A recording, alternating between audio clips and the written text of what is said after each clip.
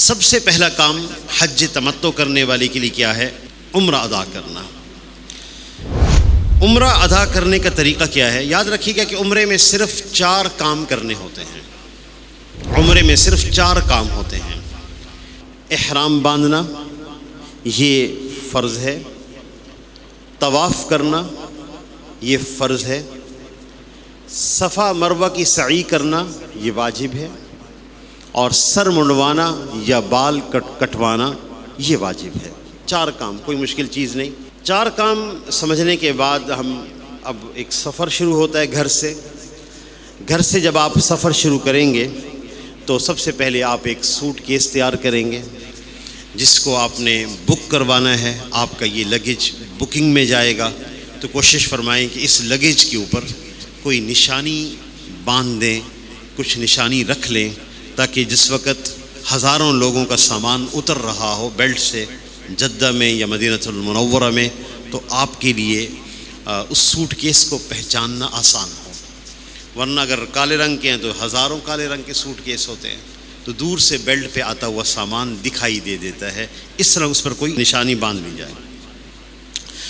اچھا جی، اسی طرح ایک چھوٹے سائز کا گلے میں پہننے والا بیگ ضرور رکھیں، اور تیسرا ہینڈ کیری اپنے ساتھ رکھیں۔ ہینڈ بیگ، ہینڈ کیری، وہ سامان جو آپ کے ساتھ جہاز میں جائے گا، آپ کے ساتھ رہے گا بیگ۔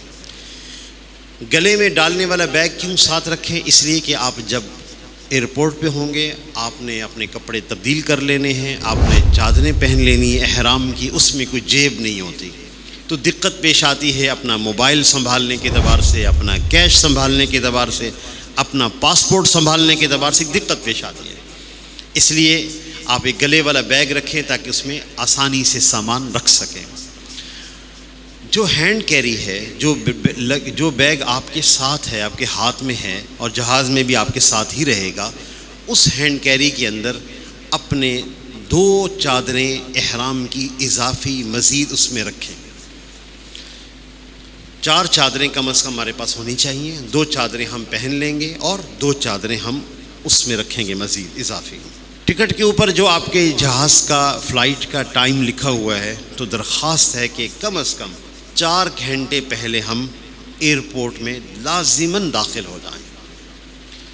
آغاز یوں کریں کہ گھر سے غسل فرما لیں، شیمپو لگائیں، خوشبو لگائیں، اور اس کے بعد جب آپ تشریف لائیں ایئرپورٹ کے لاؤنج میں، جب آپ پہنچ جائیں اور آپ کو بورڈنگ کارڈ مل جاتا ہے، تو اس کے بعد وہاں پہ لاؤنج ہی میں احرام کی اور کپڑے تبدیل کرنے کی جگہ بنی ہوئی ہے۔ خواتین کے لیے الگ، مردوں کے لیے الگ جگہ بنی ہوئی ہے۔ آپ وہاں تشریف لے جائیں، اور لاؤنج میں ہی وضو کی بہترین جگہ بنی ہوئی ہے۔ آپ احرام باندھنے کے لیے اس مقام پر تشریف لے آئیں۔ 2 چادریں پہن لیجئے۔ جو سلے ہوئے کپڑے آپ نے اتارے ہیں وہ اپنے ہینڈ بیگ میں رکھیں، اور 2 چادریں پہن لیجئے۔ ایک چادر آپ نیچے پہنیں گے، دوسری چادر آپ دونوں کندھوں کے اوپر اوڑھ لیں گے۔